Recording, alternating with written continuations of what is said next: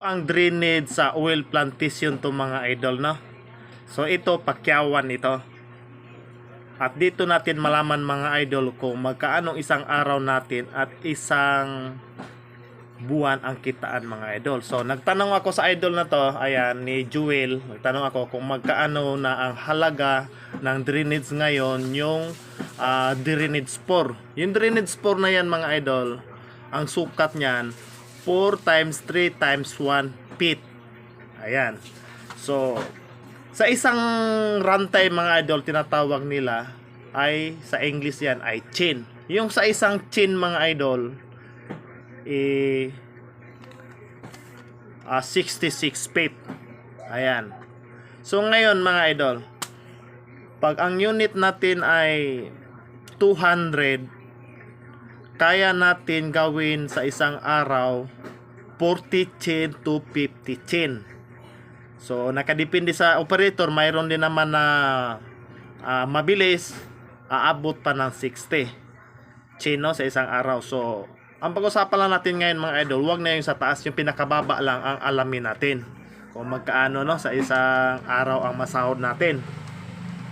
So ngayon mga idol, sa isang chin nito mga idol, ang bayaran ay 6 ringgit. Ayan.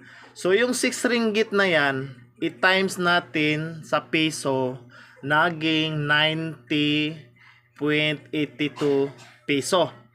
No? So, isang chin, 90 piso. Ayan.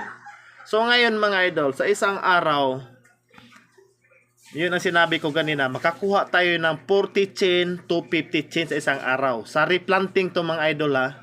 Pag sa replanting, kaya to talaga mga idol. Maliban kung sa new plantation, new planting, medyo mahirapan ka makakuha doon mga idol. Siguro 30 o 40, nakadepende na lang sa lugar. Kung maraming puno, maraming mga kahoy-kahoy, so bagal ka doon. Pero kung sa replanting ka, palm oil lang lahat doon, wala namang mga puno, so sigurado mo na yan 40 chen or 50 chen mga idol. So ngayon mga idol, yung isang chen 90 piso, di ba? So kaya naman natin kunin hanggang 40 chen. So yung 40 chen na mga idol, i-times natin sa 90 peso. So i-times pa rin natin yung 40 chen sa isang araw. So magkano na mga idol? Naging 3,600 mga idol ang isang araw mo.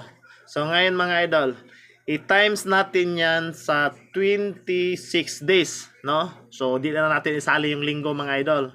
So magkaano mga idol? 93,600. Pero alam nyo mga idol, sa Malaysia, walang holiday, walang linggo mga idol. Basta nasa pakyawan, birada pa rin yan mga idol.